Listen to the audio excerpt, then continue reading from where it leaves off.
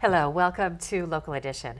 I'm Leslie Leyton. Well, it is definitely a tough economy out there for just about everyone looking for a job, from experienced workers to new college graduates. But there can be additional obstacles for our veterans. With us now is someone who knows a lot about that. His name is Danny Marquez. He's with the group Veterans Partnering with Communities. Yes. Thank you very much for being here. Pleasure to be here. Thank you. Now, you just opened a new resource center in Fontana. Yes. What are you hoping to accomplish out there? Well, there's an awful lot actually, but one of the keys right now is transitioning veterans that are coming out of the military.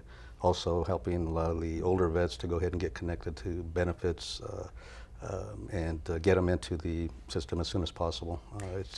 Time is essential. What is different for a veteran coming out of the service, entering our community, compared to a kid coming out of college? Right. Well, it's a special breed of person, first of all, who gets in the military, because it's an all-volunteer Army now, versus when I was in and they had the draft. So people who go in for different reasons, obviously. Some is because there's no jobs available to begin with when they got out. But there's a gap in their time from when they leave to when they come back, and some do multiple tours. Obviously, they've seen a lot of different things, and usually when they go in, they're boys, but when they come out, they're men. They look at the world differently. But employers, I think there's a little bit of a wall that employers have. There's a knowledge gap that we're going to try to fill about the benefits of hiring veterans. Yeah, people might not really think about why veterans may be better qualified for some positions than others. They have a lot of experience that employers may not first think about. Sure. Well, first of all, leadership skills, because a lot of the men and women, and an emphasis on women right now, because a lot more women are serving in the military near the front lines. That they have the leadership skills now, and a lot is put on them. They don't have a big break in time like before. In my time, I had the USO and different things out there to kind of have a little bit of a break. There's a lot more demands put on the young men and women right now, which puts a lot of stresses on them. Plus, they're away from their families, and right now during the holiday time, it's hard for their families that are also back home. So, but with the employment part, we're going to try to bridge the gap.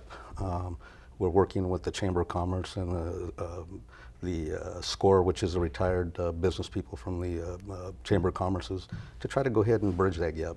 Yeah, one of the most important things is the resources that you have available. Right. It's important for the people who need those resources to know they're available and to go to a place that puts them together very easily for them to access. Now, if a veteran goes to you, what kinds of services can they expect to have easy access to? Well, right now we just opened, so we don't have everything that we want to have in place.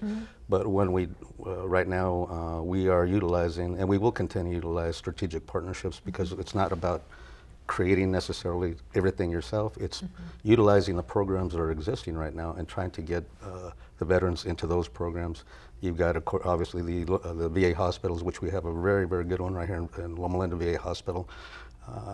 And you have the San Bernardino County Department of Veterans Affairs, which is basically the advocate for the veterans. And there's a distinction. A lot of vets don't know where to go for advocacy, and so they are one of them. Also at the Loma Linda VA Hospital, they have several organizations, the American Legion, the VFW, Purple Heart, I think the DAV, that are advocates, and they're right in the building. So a lot of vets, when they come in, don't know all about their benefits, even the ones who've been out for quite a while. You know, most people just need a place to start. Sure. So they just call you, the Fontana Veterans Center? That's a start right there, correct. And what we have is we try to, the vision that we created is try to assess our vets when they come in to try to take care of their most essential needs. One of the great partnerships that we have in our facility is we have Fontana CAP, which is a community assistance program, and they also work with the county, but they will assess, just like we will, to find out the most immediate needs and to try to go ahead and stabilize and then get them into the other systems that they need to get into. Danny Marquez, thank you so much for sharing this information with us, and thank you for joining us.